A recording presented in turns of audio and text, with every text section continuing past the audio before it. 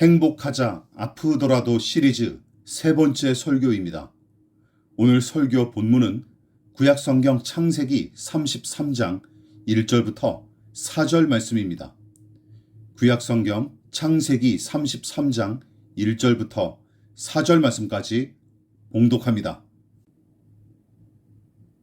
야곱이 눈을 들어보니 에서가 400명의 장정을 거느리고 오는지라 그의 자식들을 나누어 레아와 라헬과 두 여종에게 맡기고 여종들과 그들의 자식들은 앞에 두고 레아와 그의 자식들은 다음에 두고 라헬과 요셉은 뒤에 두고 자기는 그들 앞에서 나아가되 몸을 7번 땅에 굽히며 그의 형 에서에게 가까이 가니 에서가 달려와서 그를 맞이하여 안고 목을 어긋맞추어 그와 입맞추고 서로 우니라. 오늘은 행복하자 아프더라도 설교 시리즈 세 번째 말씀으로 가족의 편애와 차별로 인한 고통에 관해 살펴보도록 하겠습니다. 가정이 어떤 조직이나 집단보다도 가장 처음 시작된 공동체이고 그만큼 가장 근본적인 인간관계를 이루는 곳이며 독특한 운명 공동체라는데 이의를 제기할 사람은 아마도 거의 없을 것입니다. 성경도 마찬가지죠. 아담과 하와는 하나님께서 창조하신 첫사람이자 부부의 시조이며 동시에 가족 공동체의 뿌리가 되는 인물들입니다. 두 사람의 창조와 함께 부부로 맺어 가족을 세우셨다는 사실을 미루어 볼 때 하나님께서 가족의 탄생 자체를 사람의 창조에 견줄 만큼 중요하게 여기셨음을 미루어 짐작해 볼 수 있습니다. 그러나 타락하여 하나님과의 관계가 깨지자마자 아담과 하와 두 사람의 관계도 금이 가기 시작했고 이처럼 하나님과 불화하게 되자마자 두 사람도 비겁하게 서로 책임을 전가하면서 불화하기 시작했습니다.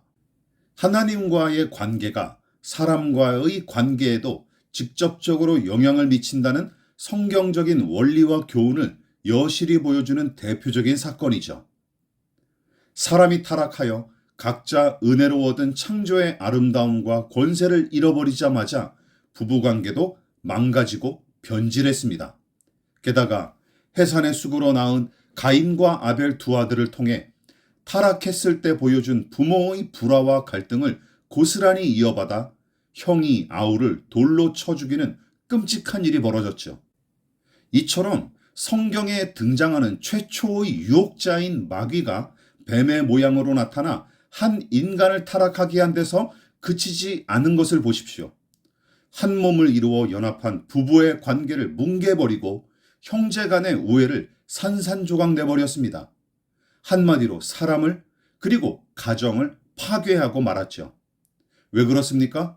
하나님께서 한 영혼과 더불어 가정을 소중히 여기시기 때문이죠. 그래서 마귀는 한 사람의 타락만이 아니라 하나님께서 한 몸 되게 하신 부부관계와 또한 그 작은 공동체인 가정을 파괴하려고 태초부터 지금까지 호시탐탐 기회를 엿보고 있습니다. 그만큼 가정이 소중하다는 사실을 방증하는 것이죠. 영국의 시인 로버트 브라우닝은 가정에 대해 이런 말을 남겼습니다. 행복한 가정은 미리 누리는 천국이다. 가정에서 누리는 행복감이 가족 구성원 모두에게 매우 중요하고 가족 간의 관계가 세상의 어떤 관계보다 중요한 관계임을 강조하는 명언이죠. 세계적으로도 존경받는 신학자인 일본인 우찌무라 간조 목사도 가정은 지상의 낙원이다. 이것이 없으면 그는 이미 지옥에 있는 자다라는 말을 남겼을 정도입니다. 그러니까 세상 모든 곳이 지옥 같을지라도 가정이 행복하고 평안하면 사람은 살아갈 힘을 얻습니다. 반대로 바깥 세상에서 아무리 천국 같은 삶을 누릴지라도 가정이 지옥 같으면 불행하다고 느끼기 마련이죠. 이처럼 불화와 다툼이 많은 가정에 속한 사람은 마치 뿌리가 잘린 식물처럼 어디서 무얼 하든 맥이 빠질 수밖에 없습니다. 잠언에도 그런 교훈이 비슷하게 등장하죠. 잠언 17장 1절입니다. 마른 떡 한 조각만 있고도 화목하는 것이 제육이 집에 가득하고도 다투는 것보다 나으니라. 매 끼니마다 고기 반찬 먹으면서 다투는 가정보다 가난해서 박한 음식을 먹어도 화목한 가정이 낫다는 교훈입니다. 영양가 높고 맛난 산의 진미를 먹으면 무조건 건강해지고 행복할까요? 그렇지 않습니다. 마음의 근심은 뼈를 마르게 한다고 성경이 기록했는데 가족 간의 불화와 다툼이 잦으면 백약이 무효하고 진수성찬으로 삼시세끼를 먹어도 쓸데가 없기 마련입니다. 그만큼 가정 내의 불화는 가족 모두에게 엄청난 상처와 아픔으로 작용하죠. 그렇다면 하나님을 예배하고 예수를 구주와 하나님으로 믿고 영접한 가정은 이 문제에서 자유롭습니까? 절대 그렇지 않습니다. 모든 가족이 믿음으로 산다고 해서 그 가정에 사랑과 희생과 배려와 용납과 선한 일만 가득 넘칠 거로 생각하면 그것은 큰 착각에 불과합니다.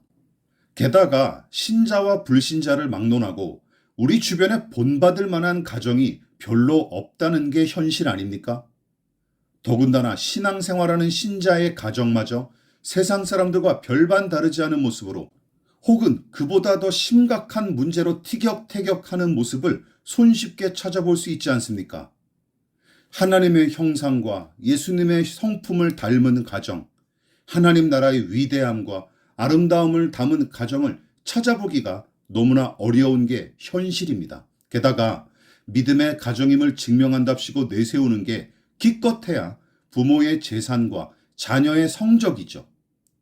돈을 많이 벌고 성적이 우수하면 믿음이 좋다는 착각은 교회 안에서 언제까지 계속될까요?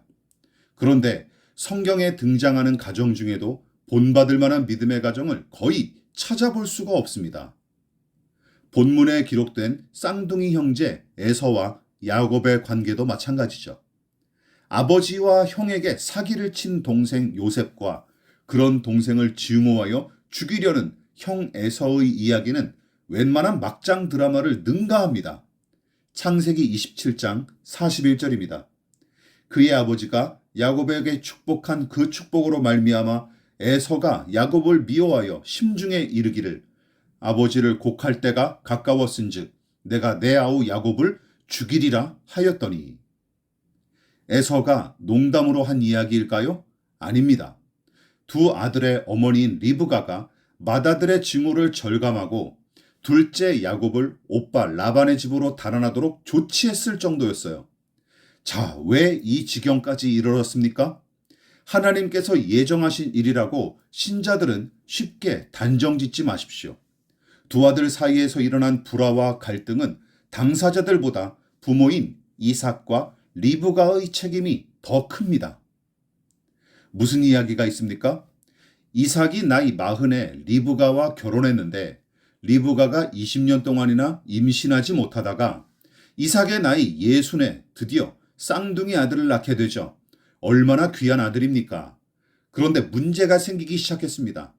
아버지 이삭은 큰아들 에서를 귀히 여기고 어머니 리브가는 반대로 작은 아들 야곱을 더 사랑했던 것이죠. 창세기 25장 본문을 보십시오. 그 아들이 장성함에 에서는 익숙한 사냥꾼이었으므로 들사람이 되고 야곱은 조용한 사람이었으므로 장막에 거주하니 이삭은 에서가 사냥한 고기를 좋아하므로 그를 사랑하고 리브가는 야곱을 사랑하였더라. 쉽게 말해 에서는 남성성이 강한 사람이었고 동생인 야곱은 남자다운 모습보다 정적이고 세심한 성격의 소유자였던 것 같습니다. 그러다 보니 아버지 이삭은 활달하고 남성다운 에서를 사랑했고 어머니 리브가는 늘 장막에 함께 머물며 말벗이 되어주는 야곱을 더 사랑했던 것처럼 보여요.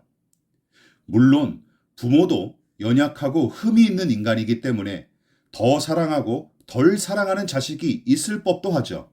그러나 지나친 편애와 차별로 발전했던 게 큰 문제였습니다. 추측이 아니라 분명한 증거가 성경에 기록되었어요. 리브가가 둘째 야곱을 부추겨서 아버지와 형을 속이면서까지 장자의 복을 빼앗은 일은 이 가정이 제대로 기능하지 못한다는 사실을 여실히 보여준 사건입니다. 특별히 이 사건으로 드러난 리브가의 속내는 이러하죠. 야곱아, 너만 잘 살면 된다. 형은 신경 쓰지도 마라. 그놈은 망해도 아무 상관없단다. 더 사랑하고 덜 사랑하는 문제를 넘어 야곱만 사랑하고 에서는 옆집 개만도 못한 존재로 취급했던 것이죠. 게다가 리브가는 남편과 맏아들을 속인 잘못을 뉘우치기는커녕 에서와 며느리 때문에 사는 낙이 없다며 도리어 맏아들에게 책임을 전가하고 야곱이 형의 진노를 피해 달아나도록 손을 씁니다. 나중에는 리브가의 꼬드김으로 아버지 이삭까지 맏아들 에서를 못마땅하게 여기는 지경에 이릅니다. 그래서 천덕꾸러기 신세로 전락하게 된 형 에서는 가나안 출신의 며느리를 못마땅해 하는 아버지께 인정받고 싶어서 첫 번째 아내인 가나안 여자 바스맛 대신 이스마엘의 딸 마할랏과 다시 혼인하는 일까지 벌이죠. 그야말로 부모의 인정과 사랑을 받고 싶어서 몸부림치는 이 형 에서의 눈물겨운 이야기가 성경 본문 곳곳에 기록되어 있습니다. 그러나 대부분 우리와 같은 신자들은 이삭에 이어 야곱을 창세기의 주연으로 주목하다 보니 에서의 이야기는 무관심해서 잘 알지 못하는 게 사실이죠. 그러나 지금까지 정리한 내용으로 알아본 에서의 처지가 바로 저와 여러분의 처지라면 어떨까요? 생각만 해도 끔찍하고 비참할 따름입니다. 정신과 전문의인 신지용 원장님은 자녀가 둘 이상일 때 부모가 반드시 지켜야 할 덕목 가운데 한 가지는 자녀를 차별하지 않는 것, 즉 공평함의 유지이다. 자녀를 차별하지 않기 위해서는 부부 사이가 매우 중요하다. 미숙한 부모는 배우자와의 좋지 않은 관계를 자녀와의 관계까지 연결하는 경향이 있다. 예를 들면 남편의 싫은 점을 닮은 자녀를 미워하는 엄마의 경우이다.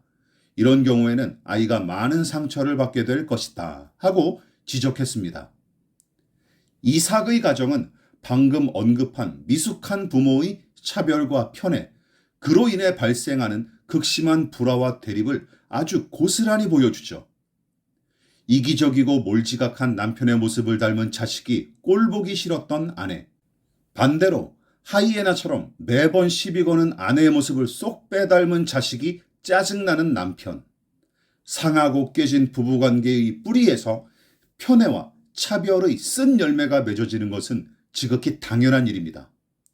이 지경에 이르면 비둘기집이란 노래의 가사처럼 비둘기처럼 다정한 사람들이라면 포근한 사랑 엮어갈 그런 집을 지어요 하는 바람은 결국 서글프고 서러운 꿈으로만 남을 뿐입니다.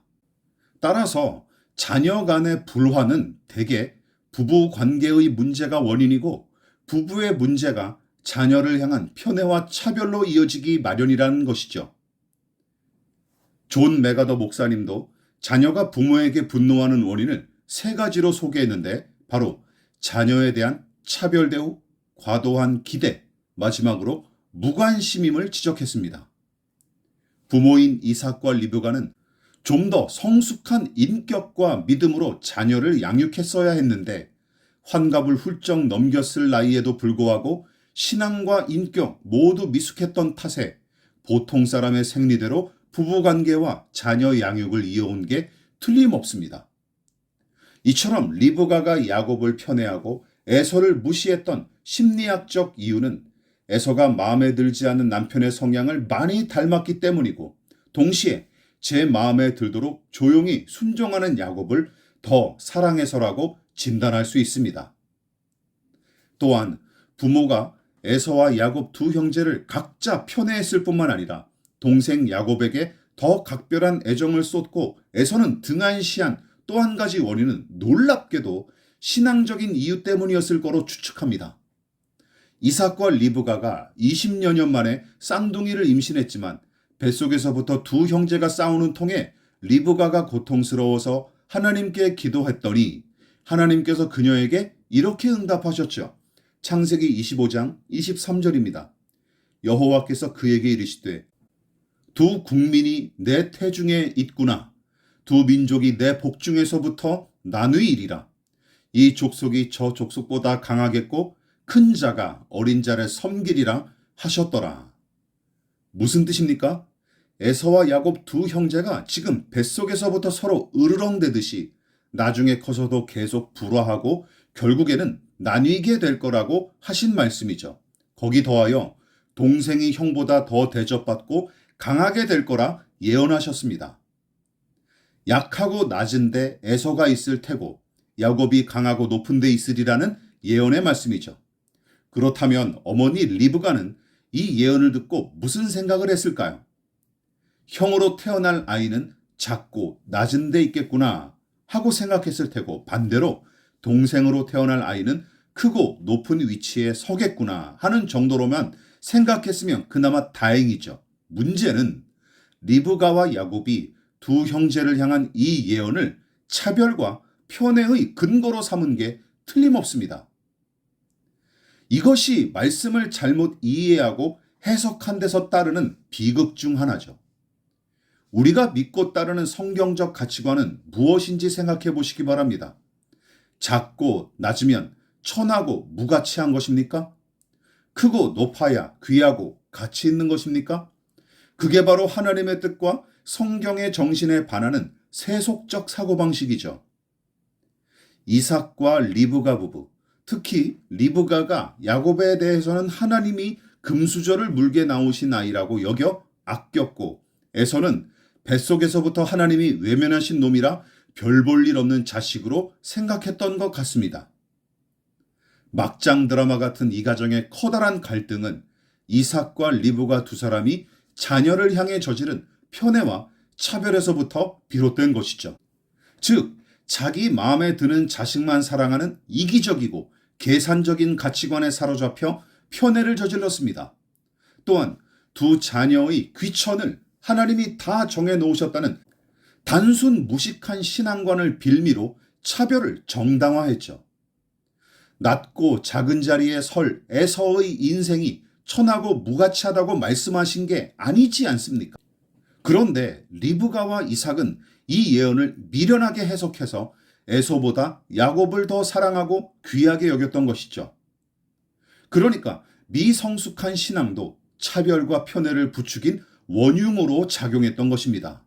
여러분, 예수 천당 불신지옥 정도만 알아도 신앙생활 다 했다고 생각하는 교만하고 무지한 교인들이 바로 이런 잘못을 저지르기 십상입니다. 본문은 원수와 다를 바 없었던 에서와 야곱이 마침내 만나 화해하는 감동적인 장면이 기록된 부분이에요. 그렇다면 두 형제는 어떻게 화해하고 자유를 누렸습니까? 부모의 사랑과 혜택을 더 많이 받아 누렸던 야곱이 먼저 형 앞에 낮아지도록 하나님이 조치하셨습니다. 지난날 잘못으로 형님을 농락한 죄를 상기하면서 극심한 두려움에 야곱은 사로잡혔었고 형님 앞에서 바짝 낮아져 무릎을 꿇었습니다. 에서는 그런 야곱을 측은히 여겨 기꺼운 마음으로 안아줬죠. 하지만 불행히도 두 형제를 갈라놓은 원인 제공자인 부모의 이야기는 더는 등장하지 않습니다. 만일 이삭과 리브가가 하나님 앞에서 부모 노릇을, 부모의 역할을 제대로 감당했다면 두 형제가 오랜 세월 동안 이토록 큰 고통에 시달리지 않아도 되지 않았을까요? 만일 이 말씀을 듣고 있는 여러분 중에 지난날 부모의 차별과 편애로 고통을 받은 분들이 계십니까? 차별과 편애의 혜택을 누린 당사자라면 하나님의 명령인 줄로 여기고 야곱처럼 낮아져서 용서를 구하십시오. 편애와 차별의 피해자이십니까? 조급하게 미움의 칼을 꺼내 함부로 휘두르지 마시고 조금만 더 기다려 주시기 바랍니다. 그리고 무엇보다 자녀를 둔 부모들은 염두에 두시기 바랍니다. 차별과 편애로 자녀를 고통스럽게 하고 있지는 않습니까? 또한 계속된 차별과 편애로 고통스러워하는 자녀를 그냥 방치하고 있는 것은 아닙니까? 남편과 아내가 서로 우선 존중하고 사랑하도록 힘쓰십시오. 그게 우선입니다.